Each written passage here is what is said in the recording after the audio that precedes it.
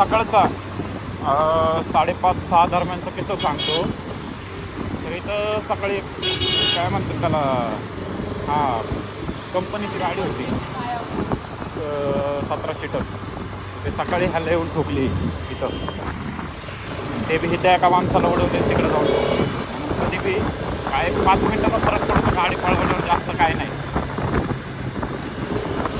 आपल्या जीवाच्या पलीकडे काहीच नाही.